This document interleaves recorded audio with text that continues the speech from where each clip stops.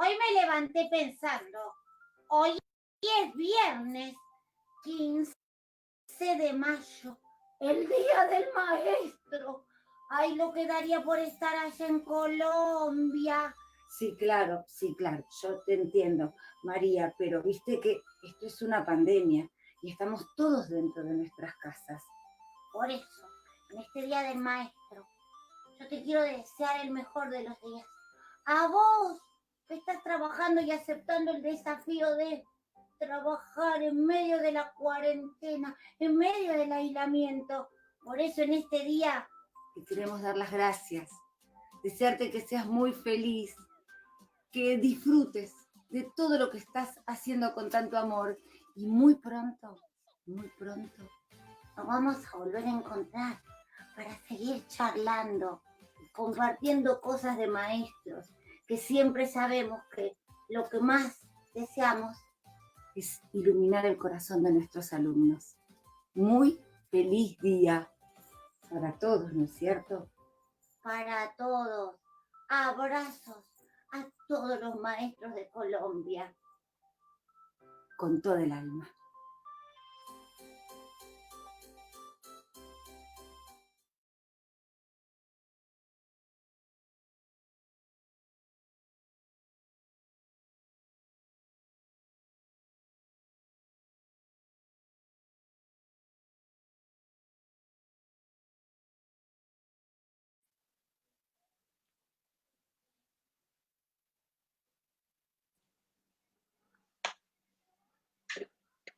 Bueno, buenas tardes.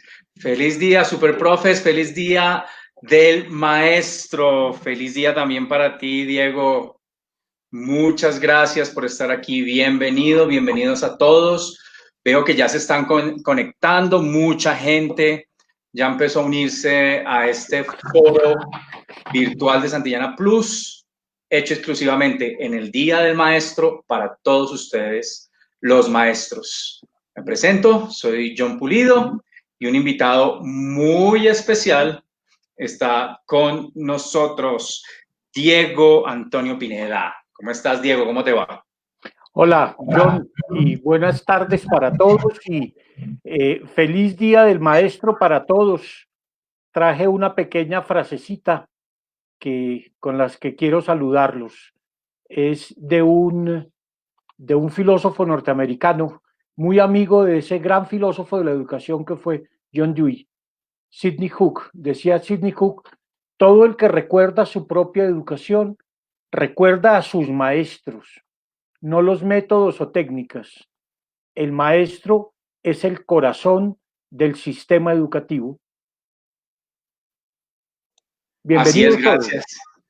Gracias, Diego. Bueno, para todos los que nos están viendo, pues quiero presentarles a nuestro invitado especial de hoy. Yo tuve el privilegio de trabajar con Diego hace unos meses en otro foro. Nos fue muy bien, Diego, ¿no? Sí, no, muy bien. Yo espero que sí. Eso nos tienen que decir todos los que nos acompañan hoy. Por supuesto.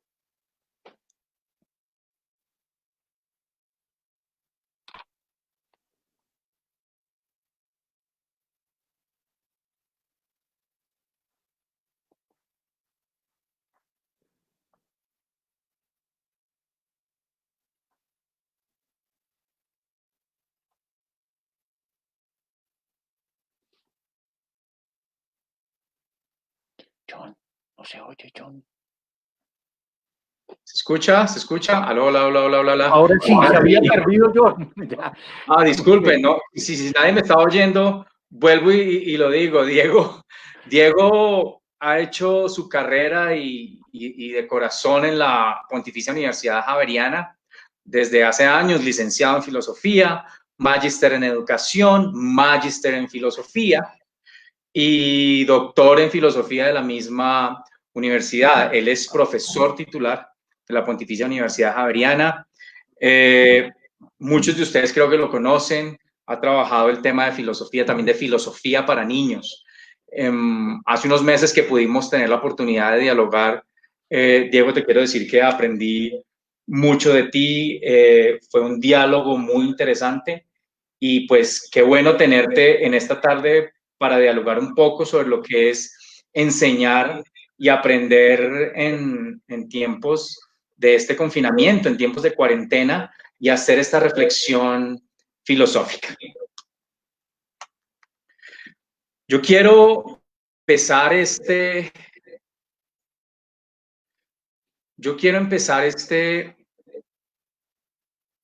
momento con un ejercicio que hablamos con Diego que queríamos hacer.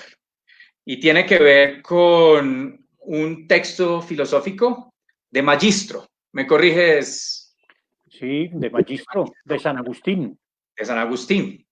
Es una conversación de San Agustín con su hijo Adeodato. Y vamos a ponerle un poco aquí el ambiente a este tema. Y Diego va a ser Agustín y yo Adeodato. Agustín. ¿Qué te parece que perseguimos o buscamos cuando hablamos? Por lo que ahora se me alcanza o enseñar o aprender. Veo que una de estas dos cosas, de acuerdo contigo, pues es evidente que pretendemos enseñar cuando hablamos, mas ¿cómo aprender? ¿No crees que esto sea solo preguntando? Entiendo que aún entonces no queremos otra cosa que enseñar, porque dime, ¿interrogas por otra causa que por enseñar a aquel a quien te diriges aquello que tú quieres? Es verdad. ¿Ves, pues, ya que con la locución no pretendemos otra cosa que enseñar? No, realmente no lo veo claramente, porque si hablar no es otra cosa que emitir palabras, también lo hacemos cuando cantamos, ¿no? Y como lo hacemos solo muchas veces sin que haya nadie que aprenda, pues no creo que pretendamos entonces enseñarles algo, ¿no? Bueno, en estos tiempos de pandemia hay muchas cosas que tendremos que revisar. Aquí todos somos maestros y nos dedicamos a enseñar. Y todo el que enseña espera que su enseñanza sirva para que otros aprendan. Esto es tan evidente que nunca lo cuestionamos. Esto es como el ABC de la educación. Los maestros enseñamos para que los alumnos aprendan. Sin embargo, en los tiempos difíciles como estos que estamos pasando de una pandemia cuyas tremendas consecuencias ni siquiera nos acabamos de imaginar, esas situaciones como estas nos obligan a replantear muchas cosas en nuestro trabajo diario como maestros. ¿Qué tan importante es la presencialidad? ¿Cómo será la movilidad de aquí en adelante en una ciudad tan compleja como Bogotá o como cualquier otra capital? ¿Cómo serán las relaciones personales ahora que no es tan fácil que nos abracemos y nos saludemos dándonos un beso, ni siquiera muchas veces dándonos la mano? Y como maestros tenemos que pensar también en cómo va a cambiar la relación entre enseñar y aprender. ¿Vamos a seguir enseñando como hasta ahora? ¿O tendremos que cambiar nuestra manera de enseñar? ¿Podremos descubrir mejores formas de aprender? Tal vez los que hemos tenido que pasarnos ahora conexión remota y descubrimos que hay cosas que se pueden aprender mejor de esta manera, pero también falta el contacto, el vínculo directo, ¿no? ¿Asumirán nuestros estudiantes la responsabilidad por aprender lo que les corresponde? Muchas veces los estudiantes como que le dejan la responsabilidad de aprender a los profesores. Si ellos no aprendieron fue porque sus profesores no fueron buenos profesores. Pues ahora que no tiene uno al profesor al lado, el estudiante tiene que pensar en cómo asume más radicalmente su propio compromiso con el aprendizaje, ¿no? A nosotros como maestros nos va a costar y nos está costando porque estamos muy acostumbrados en nuestra enseñanza a pretender controlar todo. En el salón de clase todo está bajo nuestra vigilancia y control. Entonces podemos ver quién le dice una cosa al otro, etcétera. a través de una pantalla, muchas veces no sabemos ni siquiera si la persona está presente. De golpe lo llamamos y no aparece. Cambiará la forma de aprender cuando ya no nos relacionamos con cuerpos vivos como en un salón de clase. En un salón de clase podemos vernos, tocarnos, sentir lo que siente el otro, vernos cara a cara. Ahora estamos interactuando como en este momento, con imágenes a través de una pantalla. Yo les estoy hablando a ustedes, quisiera poderles ver la cara, quisiera ver las reacciones, no las estoy viendo. Ustedes están viendo una presentación que yo preparé, toda nuestra interacción está mediada por una pantalla. Antes decíamos que el mundo nos llegaba a través de una pantalla, la pantalla del televisor, del celular, del computador. Ahora no es que el mundo nos llegue a través de una pantalla, es que el mundo es la pantalla. El mundo es lo que está pasando por la pantalla. Y entonces, tal vez llegue el momento, hoy que es el día del educador, que empecemos a pensar muy seriamente en la relación entre enseñar y aprender. Yo voy a decir solo algo muy básico, una sola cosa fundamental. ¿Cómo se ha entendido ordinariamente la relación entre enseñar y aprender? ¿Y cómo creo que se puede entender de una manera enteramente nueva? Hagámoslo así entonces. Bien. Ordinariamente hay una serie de supuestos sobre la relación entre enseñar y aprender. Se supone, primero, que hay uno que enseña, que es el maestro, y otro que aprende, que es el alumno. Eso cada vez se discute más, pero siempre lo hemos creído.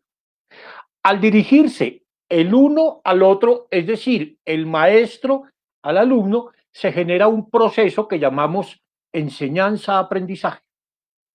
Y el aprendizaje es un efecto y un fruto directo de la enseñanza. Es decir, alguien aprende porque alguien enseña. Y lo esencial para aprender es que haya alguien que lo enseñe. Es decir, la enseñanza depende enteramente del maestro. Solo puede enseñar el maestro, que es el que sabe. Y solo tiene sentido entonces aprender que ya está organizado y delimitado dentro de un sistema de enseñanza o dentro del marco de una institución. ¿Qué hay que aprender? Lo que está en el libro, lo que dijo el profesor en la clase, lo que pide el ministerio, los objetivos establecidos en un programa y los contenidos de un programa. Eso es lo que hay que aprender. No hay lugar para el aprendizaje deliberado. Lo que hay que aprender ya está determinado. Y por supuesto no hay que aprender lo que está por fuera del sistema o de la institución. Eso no debe ser enseñado. El niño no debe aprender cosas que sean inciertas, que lo pongan a dudar, que lo hagan preguntarse.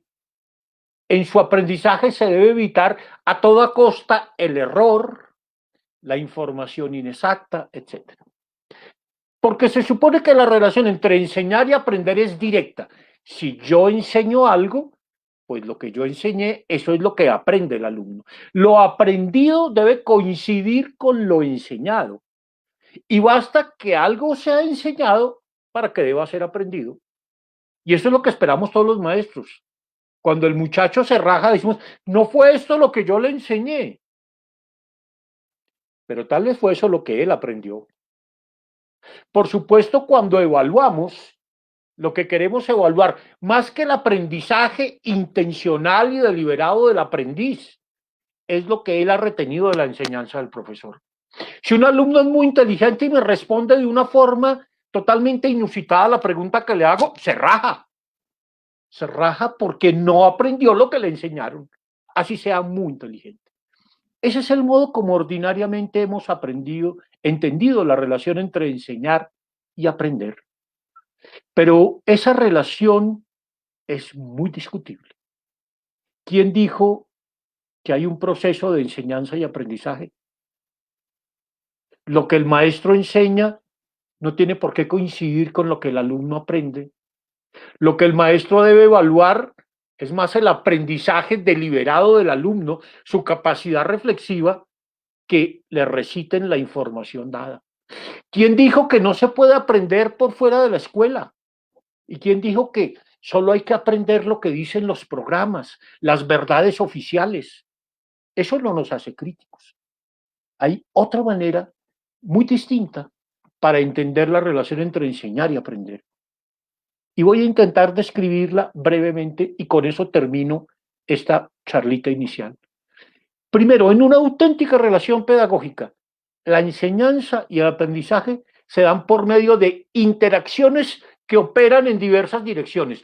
No solo importa la interacción del alumno con el profesor, importa la interacción del alumno con los otros alumnos, del alumno con el entorno físico, del alumno con la red, del alumno con la televisión, del alumno con todas las interacciones de aprendizaje posibles. No importa en el aprendizaje solo la relación profesor-alumno. Hay todo tipo de interacciones. Por tanto, no existe el proceso enseñanza-aprendizaje. Es decir, yo maestro le enseño y usted alumno aprende. Porque enseñar y aprender son dos procesos distintos que se dan en tiempos distintos, aunque estén relacionados. Claro, uno no aprende cuando le están enseñando. Uno aprende cuando se pone a pensar en lo que vio en la calle, en lo que le dijo un amigo, en lo que uno pensó por su propia cuenta y tal vez también en lo que le enseñaron en una clase. Cuando uno relaciona cosas, examina y hace una síntesis, ahí empieza a aprender. El aprendizaje no se da en el momento de la enseñanza. San Agustín, en ese diálogo con su hijo Deodato, leímos el comienzo del diálogo. El final es muy bonito porque San Agustín le dice a Deodato, le dice, mira Deodato, el tiempo de la locución es distinto al tiempo del conocimiento, es decir, el tiempo de la enseñanza es distinto al tiempo del aprendizaje.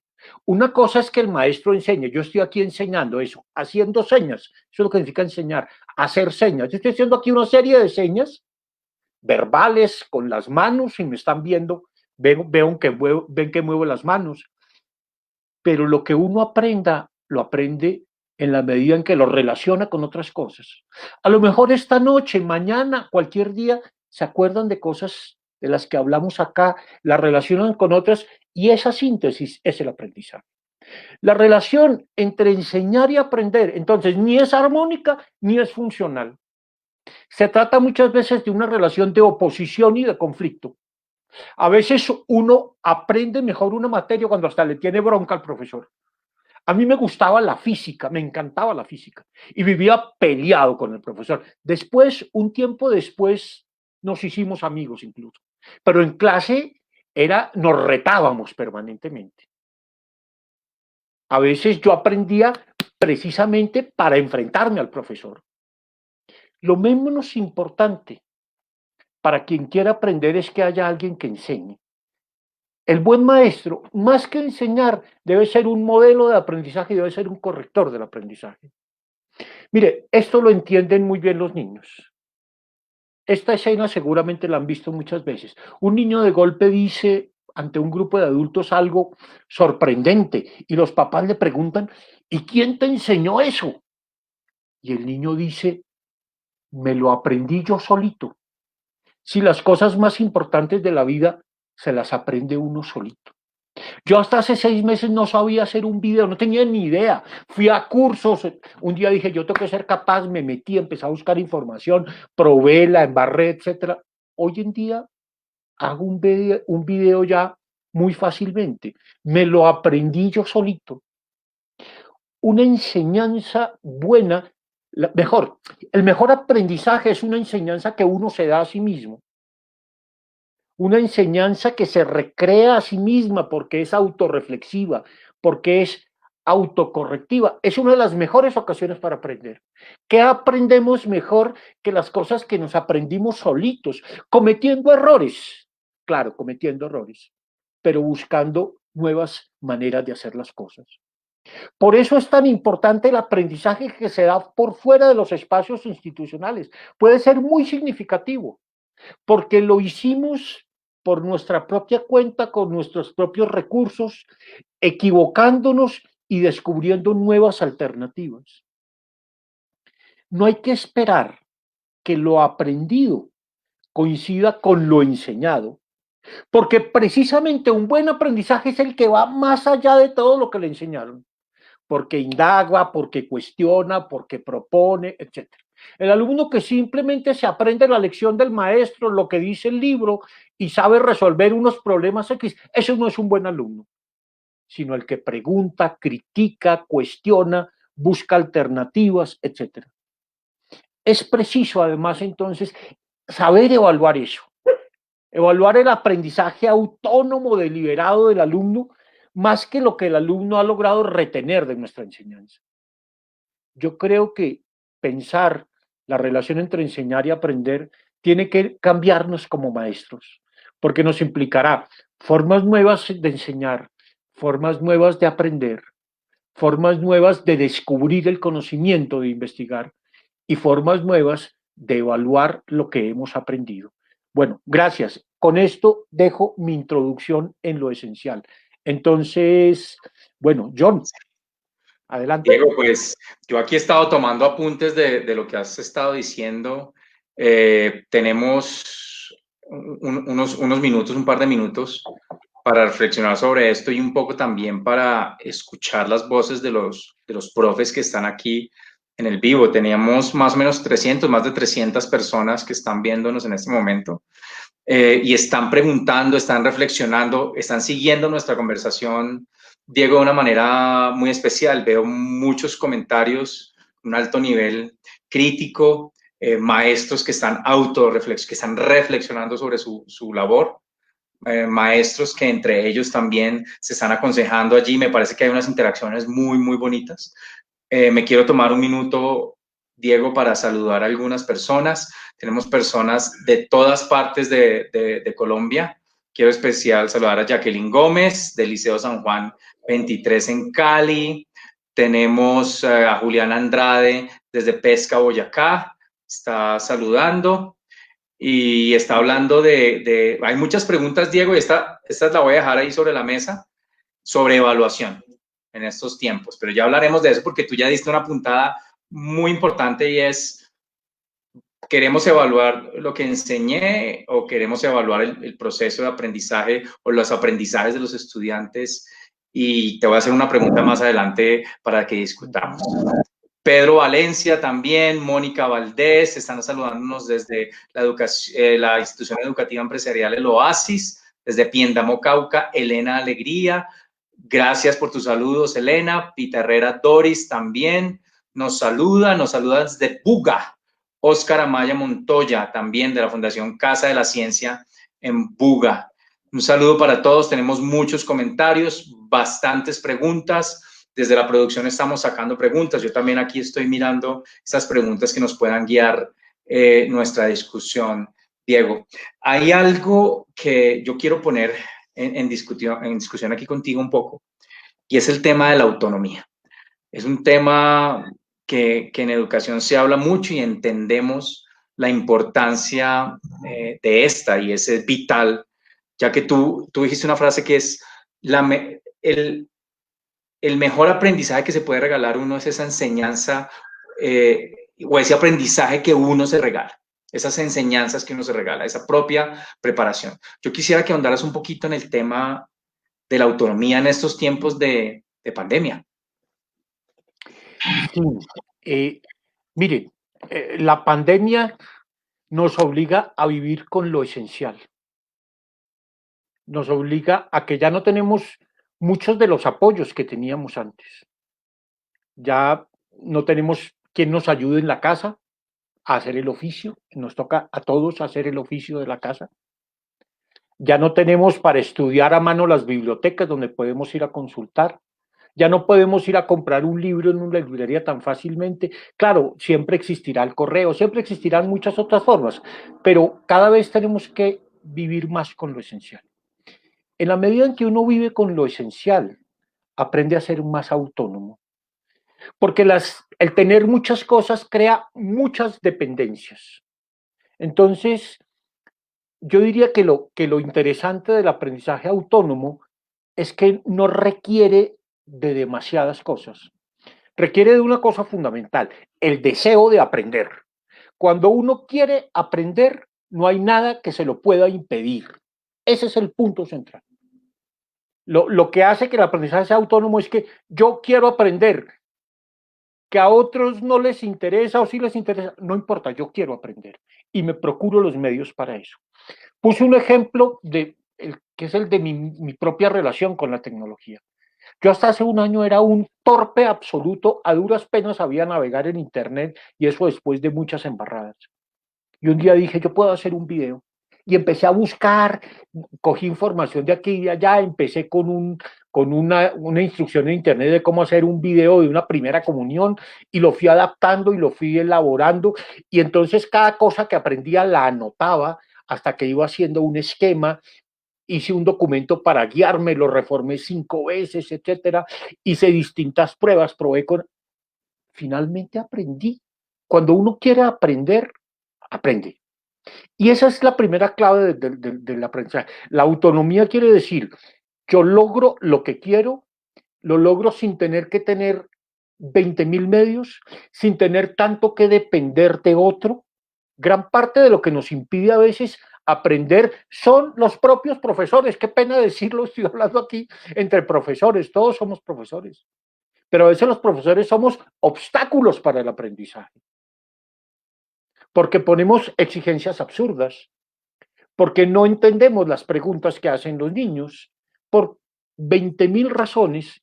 A veces los profesores, en vez de ser un apoyo, somos un obstáculo para el aprendizaje. En un texto muy bello que está en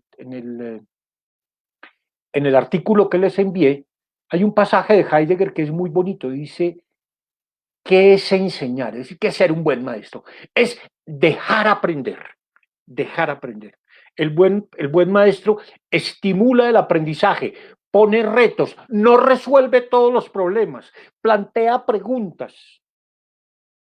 Ese profesor de física del que yo les hablé era un gran profesor de física, era un genio. Lo que pasa es que era una persona antipática y nos odiábamos, pero ponía unos desafíos fantásticos.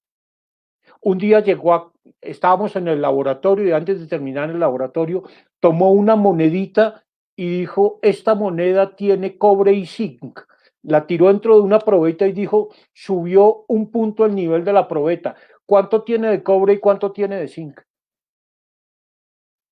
Y yo, como sabía que era bien mala clase, dije, este maldito mañana nos pone esto de examen. Y me pasé toda la noche hasta que lo logré resolver, averiguando la densidad de cada uno de esos materiales, aplicando una serie de leyes de dinámica de los fluidos, se podía averiguar. Claro, al otro día se rajó todo el mundo.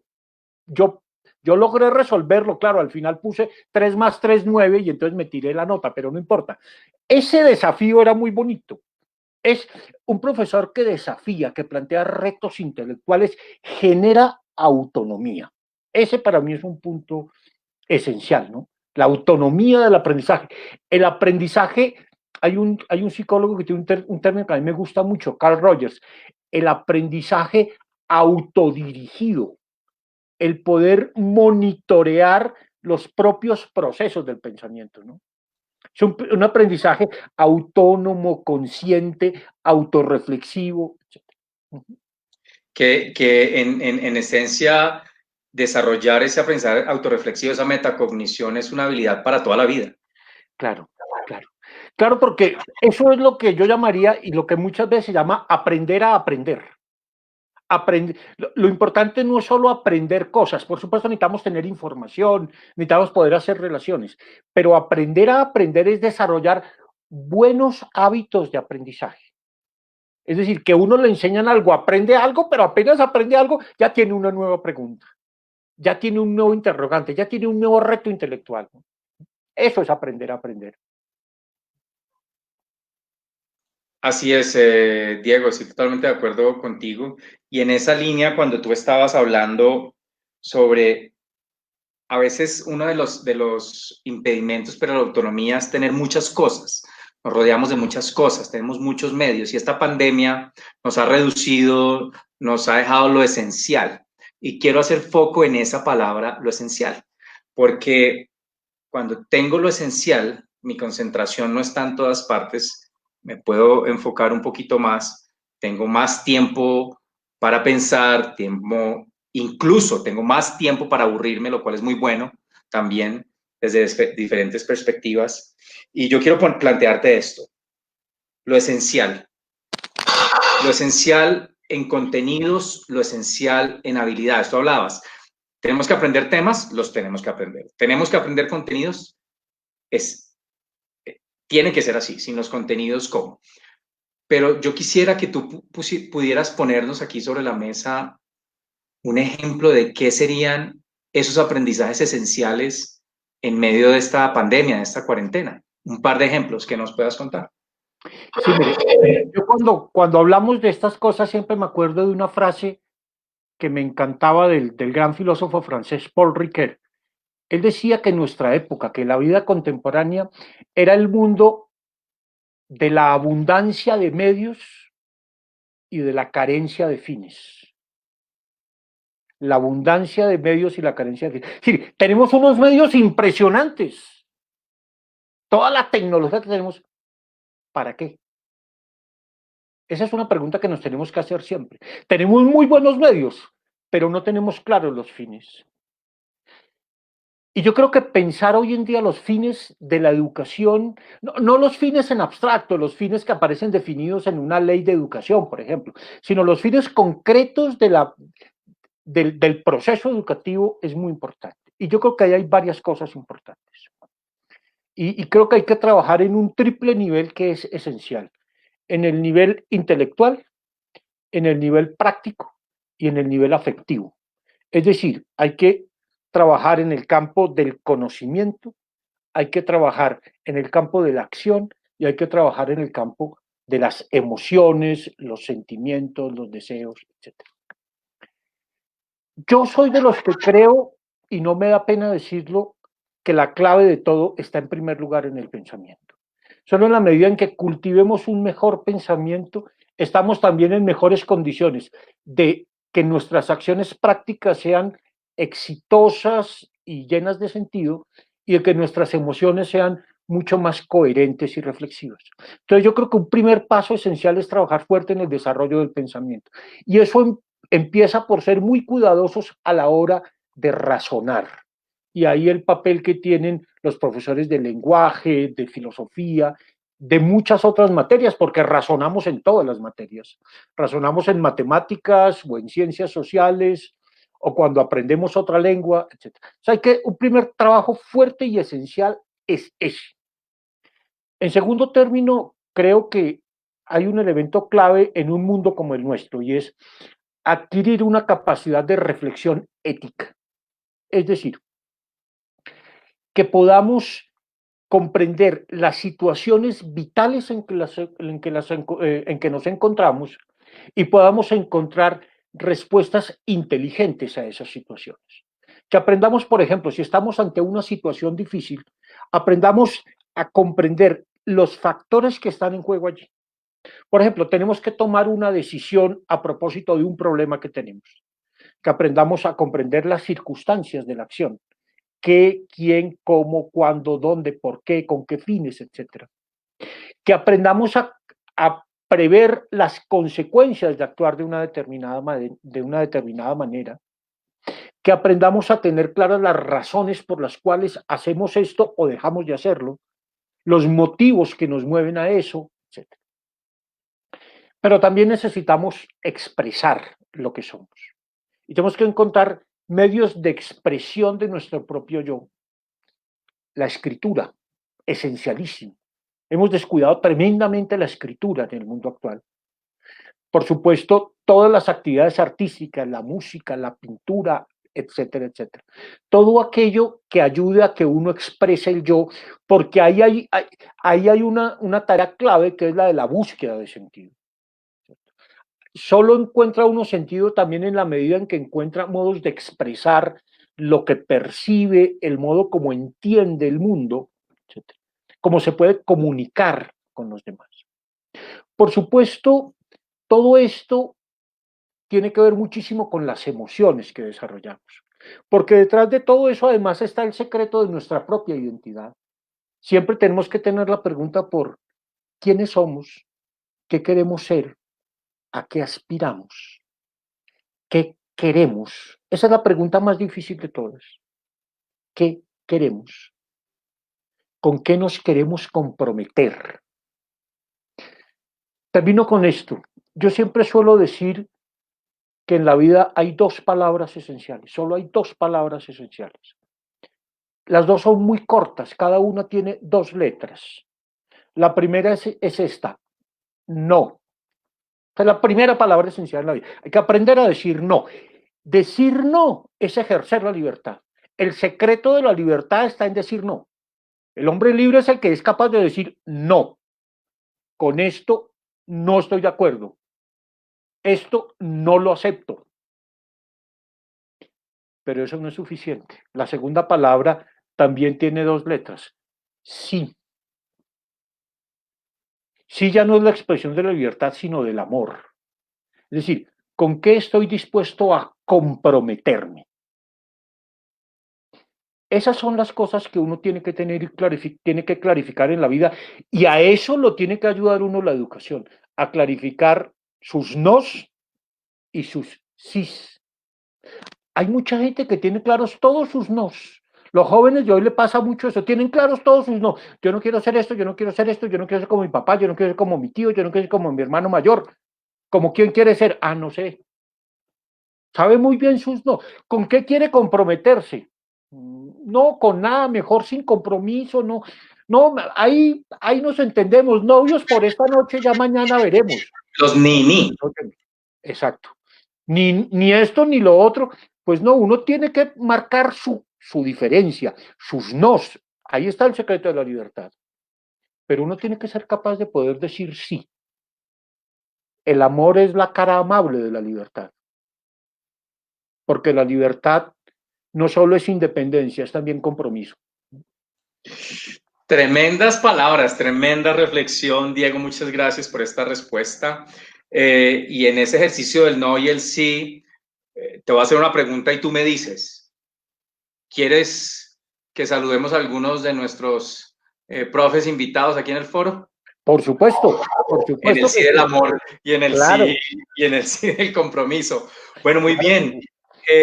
Un saludo a Andrea Jurado, que Andrea nos ha hecho un par de preguntas, Paula Andrea Durán Motato también, hablando del aprender a aprender, reflexionando sobre esto. Mercedes Zanabria Jiménez, Mari Rodas. Creo que en los últimos comentarios todos hemos quedado impactados por las dos palabras del no y el sí. Tenemos muchos comentarios. Jorge Segura, que nos menciona el numeral mi superprofe Santillana. Aprovecho para recordarles que estamos en esta campaña, en este concurso, numeral Santillana, numeral mi superprofe, perdón. Estamos en este concurso, por favor, para que ustedes miren, allí está pasando abajo en el live, concursar por una beca. Estamos concursando para una beca con la UNIR, tenemos bastantes premios, una tableta, diplomado con la Javeriana para que ustedes puedan participar. Tienen que enviar un video de máximo 90 segundos diciendo por qué ustedes son super profes en medio de esta cuarentena. Y hoy en este homenaje que les estamos dando, que estamos aquí con Diego dialogando, también extendemos nuestro saludo a ustedes y todo nuestro honor para ustedes super profes. Lucy Benavides, Johnny de la Cruz, Marisol, Zaida Cubides, Giovanna Barbosa, Carmen Ramírez, Diana Soler, Florida, Institución Educativa Agrícola La Florida de Santa Rosa de Cabal. Un saludo por allá en Santa Rosa. Saludo en Santa Marta, Wilmer Castañeda. Saludos desde Santa Marta. Un saludo para ti, Wilmer. Bueno, Diego, tenemos una reflexión que tú tenías preparado para seguir nuestra ruta de reflexión aquí, para que tú la listes allí antes de pasar a las preguntas. Entonces, Diego. Bueno, vamos a leer un pasaje muy bello de un gran filósofo del siglo XX, de Martin Heidegger, que creo que es una reflexión muy pertinente para el Día del Maestro. Es un pasaje de su obra que se llama ¿Qué significa pensar? La leo, voy a leerla pausadamente para que la podamos saborear. Dice Martin Heidegger, enseñar es aún más difícil que aprender. Se sabe esto muy bien, mas pocas veces se lo tiene en cuenta. ¿Por qué es más difícil enseñar que aprender? No porque el maestro deba poseer un mayor caudal de conocimientos y tenerlos siempre a disposición. El enseñar es más difícil que aprender, porque enseñar significa dejar aprender. Más aún, el verdadero maestro no deja aprender nada más que el aprender. Por esto también su obrar produce a menudo la impresión de que propiamente no se aprende nada de él, si por aprender se entiende nada más que la obtención de conocimientos útiles. El maestro posee respecto de los aprendices como único privilegio el que tiene que aprender todavía mucho más que ellos, a saber, el dejar aprender. El maestro debe ser capaz de ser más dócil que los aprendices. El maestro está mucho menos seguro de lo que lleva entre manos que los aprendices. De ahí que donde la relación entre maestro y aprendices sea la verdadera, nunca entra en juego la autoridad del sabiondo, ni la influencia autoritaria de quien cumple una misión. De ahí que siga siendo algo sublime el llegar a ser maestro, como enteramente distinto de ser un docente afamado. Es de creer que se debe a este objetivo sublime y su altura, el que hoy en día, cuando todas las cosas se valorizan solamente hacia abajo y desde abajo, por ejemplo, desde el punto de vista comercial, ya nadie quiera ser maestro. Me parece que en esta reflexión de Heidegger hay algo muy propicio para este día. Hay primero una gran valoración del trabajo del maestro, pero sobre todo de ese maestro que no se las sabe todas, que incluso comete errores, que comete los errores de todo el que quiere aprender. Yo siempre he dicho que yo prefiero equivocarme a simplemente no hacer nada por el miedo a errar. El maestro busca, experimenta y se puede equivocar, pero depende cómo haya aprendido a aprender. El buen aprendizaje es un aprendizaje autocorrectivo. El mal aprendizaje es ese que se encierra en sí mismo. Tengo la razón y tengo que defender a toda costa mi punto de vista. Y le voy a demostrar a todos los demás que estoy en lo cierto. No, el mejor aprendizaje es un aprendizaje autocorrectivo porque es autorreflexivo y autocrítico. Hay un personaje que me encanta a mí en la historia que es don Benjamin Franklin. Don Benjamin Franklin, siempre siendo un hombre tan tremendamente sabio, siempre contaba con eso, con la posibilidad de errar. Hay una historia muy bella de cómo se firmó la Constitución de los Estados Unidos que expresan muy bien ese sentido de lo que estoy diciendo. Luego se las puedo contar más adelante. Bueno, Diego, muy bien, muy bien. Muchas gracias. Yo creo que vamos a abrir un espacio para preguntas. Claro. ¿Te parece? Aquí en nuestro chat interno, Diego, tenemos ya algunas preguntas seleccionadas del en vivo. Y tú también puedes tener acceso ahí. Sin embargo, yo te las voy a leer también. Juliana Andrade. He estado en otros webinars y hay varios expertos que afirman que es necesario modificar el sistema de evaluación hacia lo cualitativo, aún en medio de este aprendizaje remoto que estamos viviendo. Quisiera preguntarle entonces, ¿cuál es tu opinión sobre empezar a movernos hacia un sistema más cualitativo?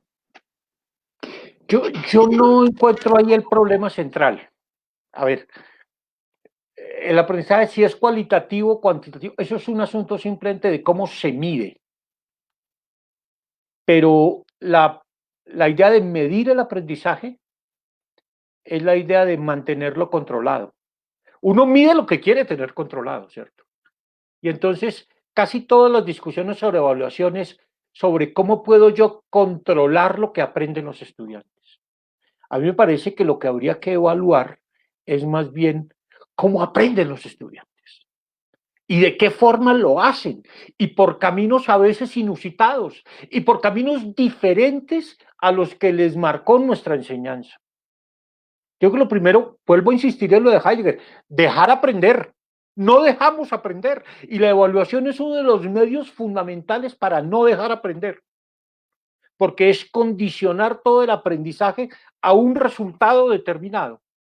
Que si eso se mide cuantitativamente o cualitativamente, bien, eso se podrá discutir en su momento cuando se trate de medirlo, pero para mí el problema no es medirlo, el problema es qué es lo que estamos evaluando. ¿Estamos evaluando el aprendizaje del estudiante o estamos evaluando lo que él retuvo de mi enseñanza? Yo creo que lo esencial es evaluar el aprendizaje del estudiante. Qué pena. Muy Podrás bien. decir que eludo la pregunta, pero en cierto modo la eludo porque no, sigo creyendo que la discusión sobre evaluación termina siendo una discusión abstracta y que no va a lo esencial. Esa es mi perspectiva. Yo preferiría no Exactamente. evaluar, se lo digo sinceramente. Me encanta aprender y me encanta cuando en una clase se encarretan y aprendemos todos. Eso me fascina. Ujú. Y las Sí, mejores mucho. clases es donde yo ni siquiera tengo que pensar en evaluar. Las disfruto mucho.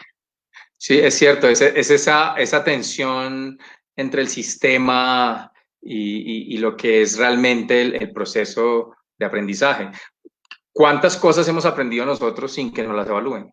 Y las hemos aprendido.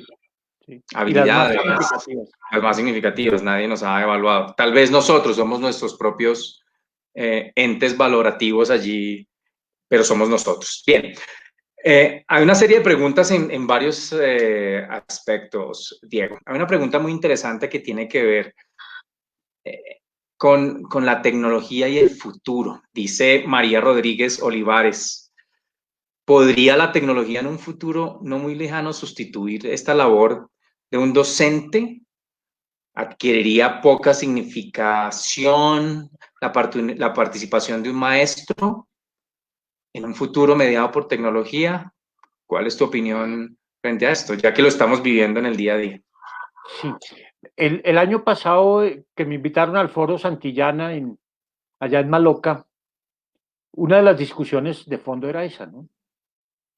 Y yo lo que creo es que la tecnología hace un gran aporte a la educación, pero es un medio y tenemos que pensar el fin. Vuelvo a insistir, yo decía en ese foro, ¿por qué la sabiduría dejó de ser un fin de la educación? Yo sí creo que la educación puede formar personas más sabias, más sensatas, etcétera, y la tecnología puede ayudar muchísimo a eso, sin duda, pero siempre insistiría es un medio, porque evidentemente la educación no es transmisión de información. Si la educación se redujera a transmisión de información, entonces la tecnología sería el todo de la educación, porque es la clave para el manejo de la información. Pero es que la educación no es solo transmisión de información, es sobre todo búsqueda de sentido y búsqueda de sentido de personas integrales que no son solo mentes abstractas que procesan información, sino que son cuerpos vivos que sienten, que tienen emociones, que se comprometen, que se enamoran, ¿sí? Que luchan por causas políticas, ¿sí? Que luchan por una mayor libertad, que dicen sí y que dicen no, y que no simplemente les entra información por un lado y les sale información por el otro. Nuestra mente no es no solo un conjunto de inputs, outputs, de entradas y salidas, sino que nuestra mente es un producto social, un producto histórico, un producto de la evolución de las especies. Y entonces somos seres sintientes, somos seres amorosos, y todo eso es parte esencial de la educación. Sin duda, todo el apoyo de la tecnología viene muy bien. Yo te digo sinceramente, yo me tocó ponerme a hacer las clases virtuales en la universidad y me han resultado muy, muy buenas, muy interesantes. No tengo nada contra ellas, me han encantado. Estoy fascinado haciendo videos, no tengo nada contra la tecnología. pero también es importante ver los rostros de las personas y darles un abrazo. Eso también es parte esencial de la educación, ¿no? Así es, así es. Hay varias preguntas en este tema.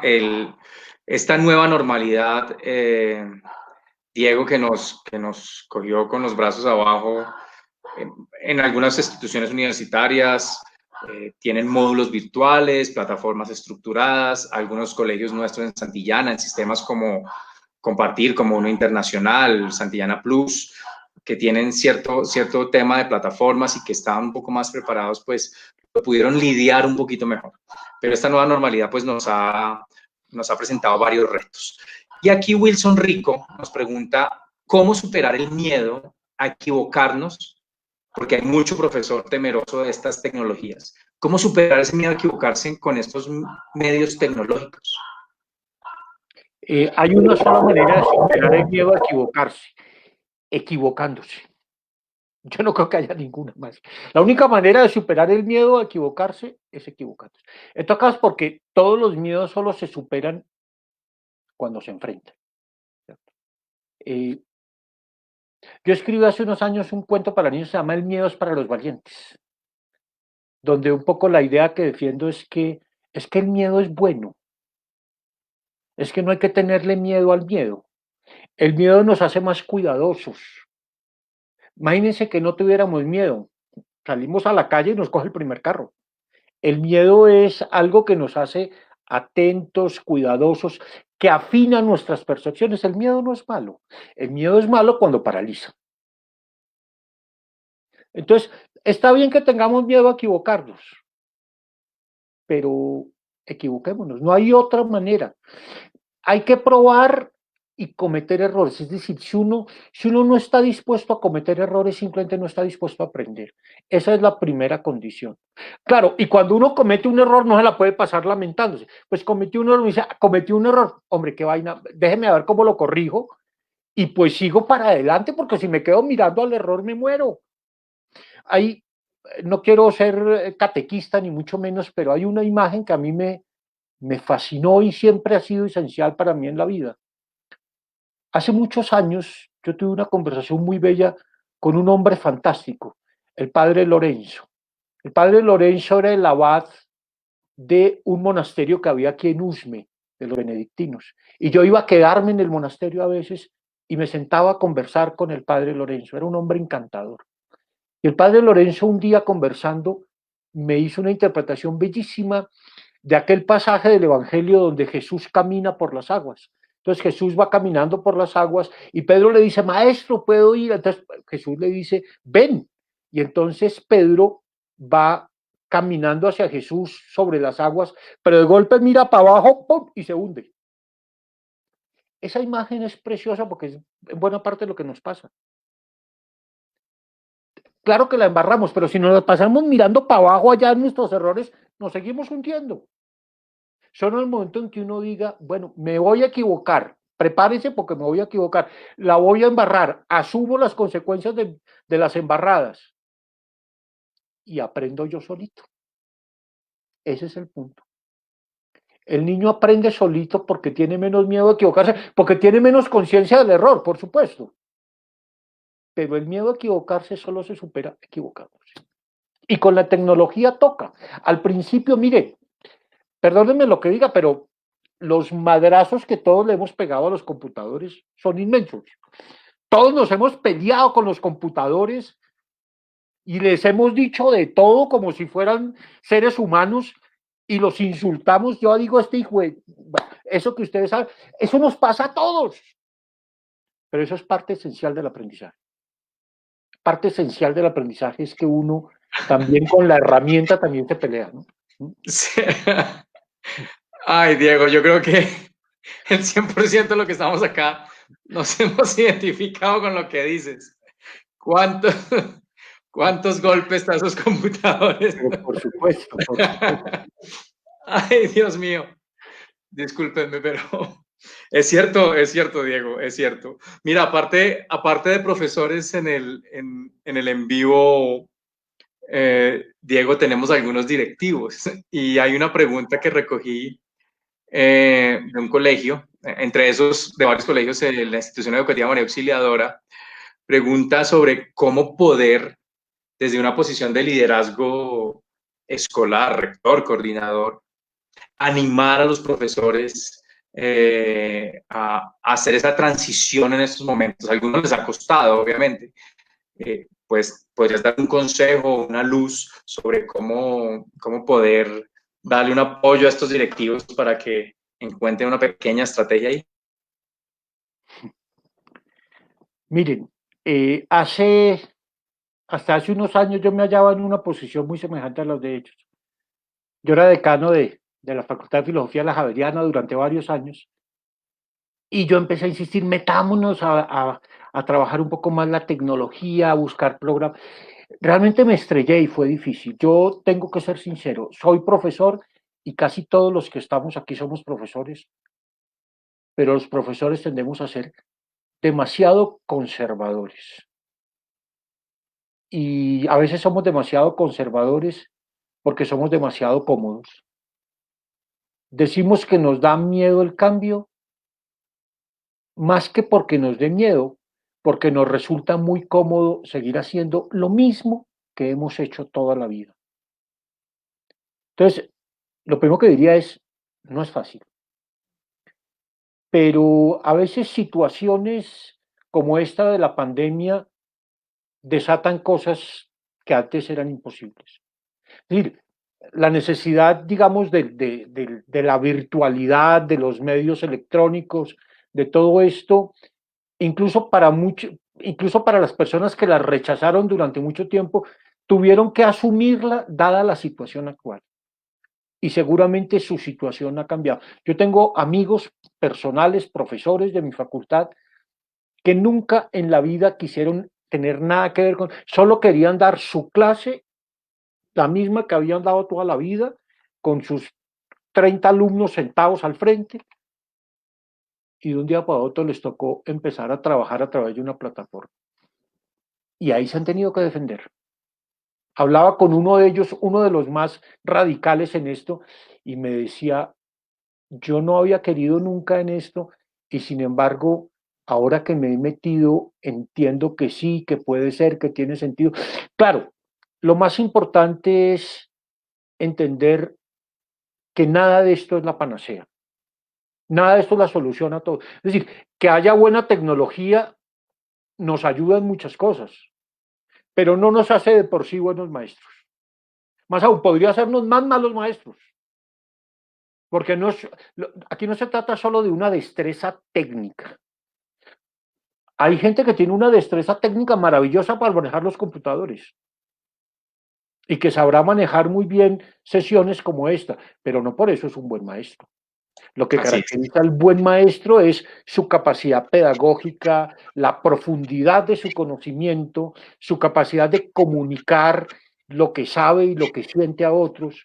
Entonces, la herramienta es muy importante, pero no podemos esperar de la herramienta lo que la herramienta no nos da. Sí. La herramienta sirve para unas cosas, pero no para otras.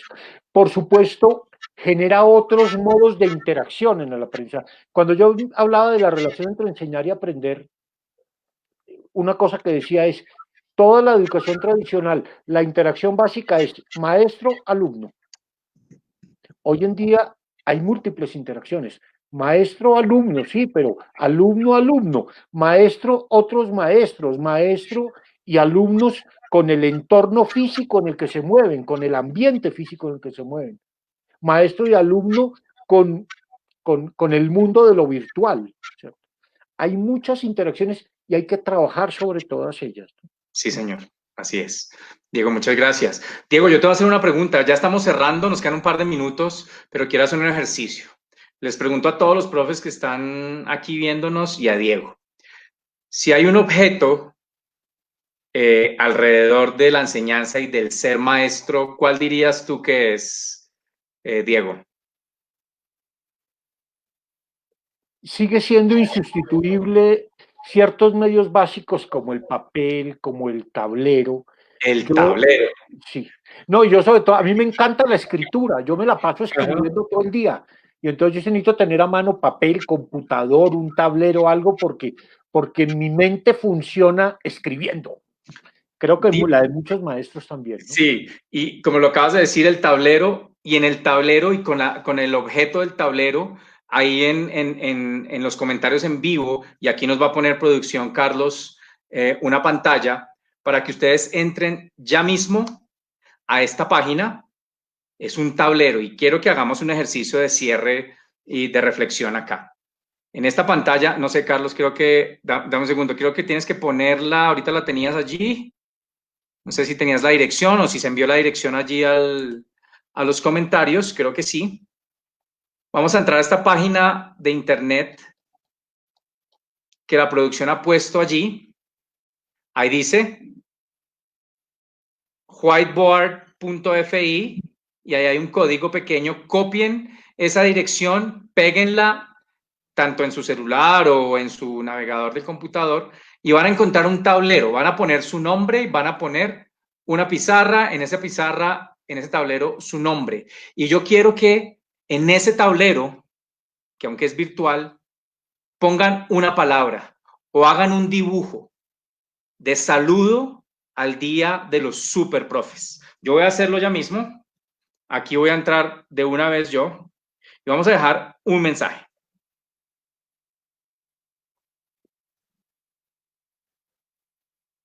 Mira, ahí está. Muy bien. Si quieres en producción, Carlos, puedes mostrar el tablero general para que se vean todos los que estamos participando. Y allí ustedes van a poder ver.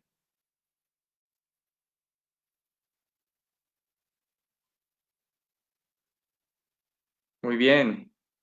Mira, están saliendo, bueno, varias gente está dibujando. Ajá. Ya. Yo soy muy malo Gracias, para profe. Imágenes. eso. Gracias, educar, amor, caritas felices. Amo mi profesión. Palabra feliz, palabra gracias. Educar es un arte. Mira, qué bonito, Diego. Ajá. Bueno, cómo extrañaba yo escribir en un tablero, aunque sea virtual, poder hacerlo en este momento.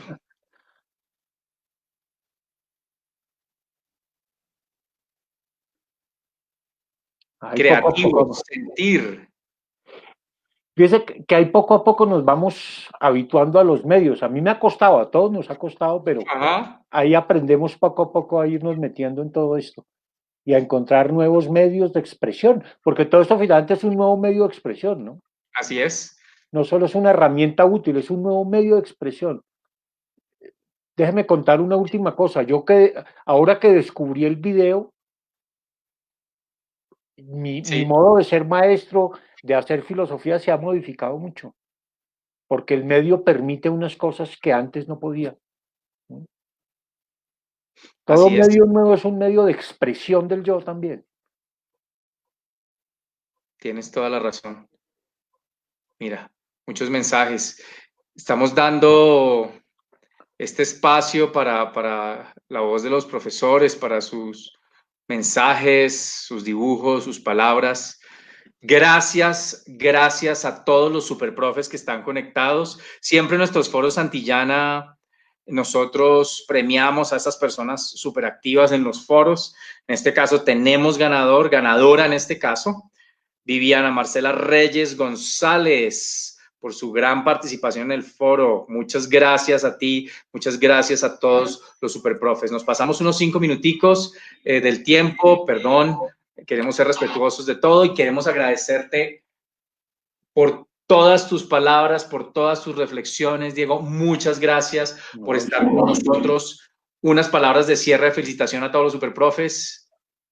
Vale, de verdad, muchas gracias por la atención, por la acogida y pues celebremos, así estemos en pandemia, celebremos en la casa, tomémonos un pequeño vinito y recordemos que nos tocó una tarea muy bella en la vida, la de ser educadores. Y eso realmente le da mucho sentido a la vida que llevamos. Así es. ser maestro es una de las cosas más hermosas que le puede haber pasado a uno en la vida. Totalmente Suerte, de acuerdo. Diego, muchas gracias vale. a ti, gracias a todos los profesores, a los super profes, Vale. gracias. Chao, gracias. Gracias a producción, gracias a Carlos allí que está detrás de todo esto, Camila, a Camila, a Marketing Santillana, a todos ustedes que hacen esto posible. Feliz Día del Profe, felicitaciones, se merecen un gran aplauso, feliz fin de semana, descansen porque también hay que descansar. Un abrazo para todos. Vale, chao, gracias. Diego, un abrazo para Chao. todos. Chao, suerte.